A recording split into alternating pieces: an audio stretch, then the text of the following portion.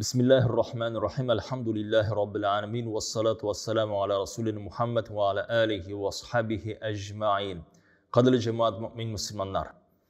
Bizning qarshimizda shunday so'rov bo'ladi. Bor bizning duanlarimiz, do'stlarimiz qaysilar diniy yo'llarni, diniy talablarni o'tab bitirmaylar. Ular turli sababdan bo'lar mumkin. Ular ikkinchi dinda, ya'ni dinsiz, ya'ni xristian, yahud yoki umuman aytillik Krishnaid, buddist deb aytilgan mumkin. Lekin de ul bizga do'st, birgalab ishlaymiz yoki hatto tug'animizda bo'lar mumkin. Shul tug'anlar qaysilari shariatni to'g'risincha o'tamay.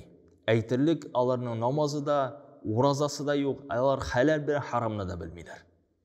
Hamda uchinchi turni qariq, shul tug'anlar qaysilari namozga bosdilar, ro'za tuta boshladilar. Hamda shul sababdan bizning totar xalqina bo'lgan urf-odatlarimiz 3-7 majlislaridan shitlashib ketdilar.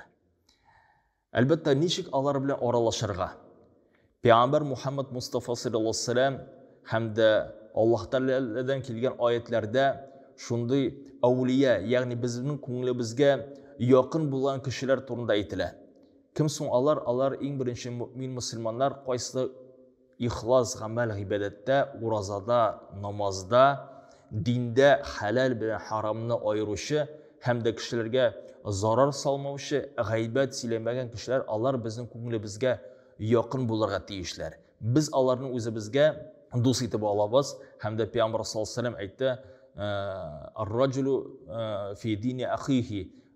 Shunaqda kishi o'zining do'stining, yaqin oradashisining dinida deb aytib qo'yadi. Ularni biz ko'nglimizga yaqin tutamiz. Lekin de qolgan tug'anlar, do'stlar bilan nasıl aralashmasqa ekan? Albatta aralashirga. Dunyoviy masalada birgalab ishlaydi olamiz jamoat. Savdasini qora olamiz.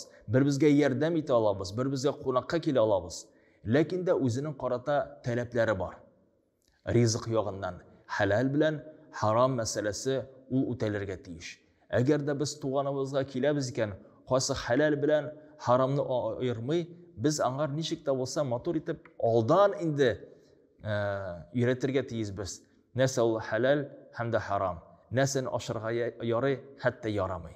Agar da bizning qarshimizga halal bo'lmagan kolbasasin oshin keltirib qo'ysalar, ani tanqid bilan endi sen menga bergan harom aybirni men oshamayim, Allohga qarshi chiqmayman deb endi biz nechikda o'sani ko'nglini tirishirga tegish tugul, lekin de oshirga da kerak tugul albatta. Anlatsak, bizning dinimiz bo'yicha mana shunday talablar bor.